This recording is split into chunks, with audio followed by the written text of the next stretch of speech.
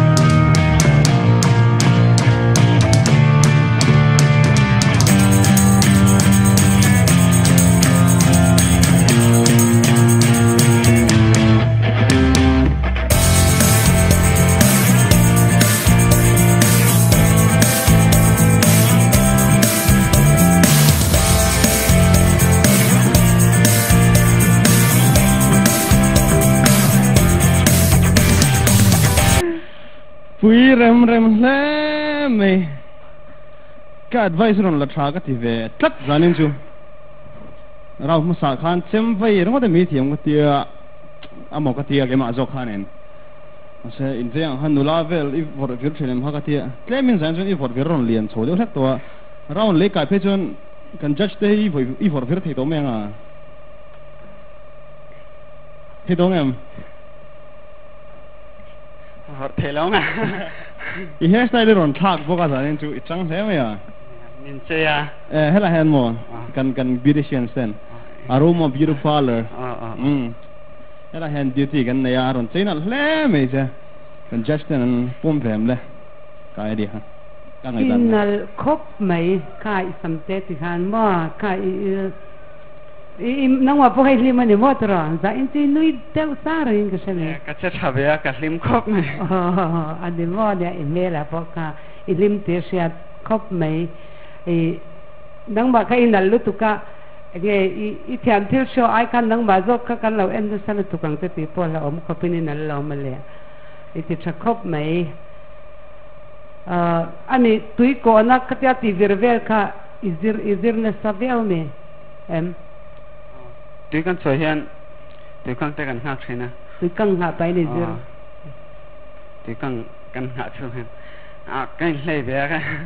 kan lo ti be me thina pe ten tui ko na haron vei ron te tui ko na ringot kha chu an ngai ngam bok silo chem kha iron te tel ver sim do ne te ani mo ani le engani martial arts ti vel izir nei ne em taekwondo hi ka zero ver thina ma se tu na ta khen sun ka ban san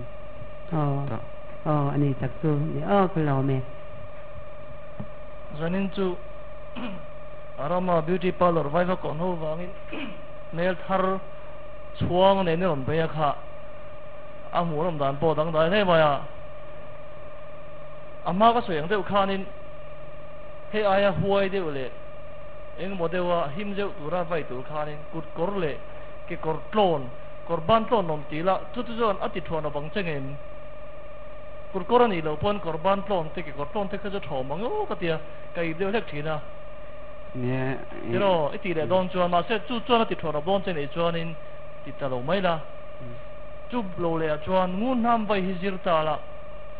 I thiam chuan khovel hiat le mun zau zo ka hiat ta la thina ni ta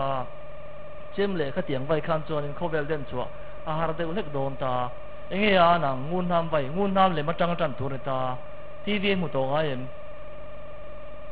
mu to thine ngun nam vai thiam ka ring ani kun dem chak tem chuan lo ri luk ta che tiro ole Ivei thiama kha sema changin tui ko na iron chawa ma sengin tu na khan vai engzat ngai ti swal voi khat ani lo de voi ni vai ni ti swal ka du ang ke vor lo de bo nung kha I nai lu tuka matinge ma lampang ron nai kha I she ami helai hi thil ti pal tur atam reo kain khasung phe bo ka zir na sami practice na sa shim zanina shotanyan ka theinang tok jon ko zir be CHEMPUI iron vai vira nuwa khan chuanin ma in round danga chuan zanina tui ko na anita italen ron show kha CHEMPUI vai anita ma senga te iron in bin tel ve kher ne in bin ro an ti bo lo me du sakna kan han che I chan ten ti ron tiang a piang kai ron te ni mo ne ka kos tiang ve de ron ni thu ro min pet top Pui thei ram nia ni china han hela backstage kom la hianin I nervous lu tu an ti che adigam an sa khan ni a jania hian ne kan ti sol le lu tu kan ti par kha ka lau khop na I duaya in for virna sadai hlaw ni mo hela hena nervous tu ga dressing room a sonin a vai kwal na samayan ti sa inga sia contestant dang te vai thulek la kami oma ani ni la ve tu te ka ti me ni khan du sana ka khana che next round at plan le ka lo tu na chuan tu na mi kha h la da mula to choi mo ya serial number 152 salem venga niya a vote in a number kha in screen hangaron tar lang dona khang number a khanin a serial hi in lo a serial hi in lo vote don nia voice calls kan pom lo sms showing a serial number kha in lo vote don nia. Thank you guys so much for watching. Please leave a like and subscribe. Hit the thumbs up, subscribe, and bye guys.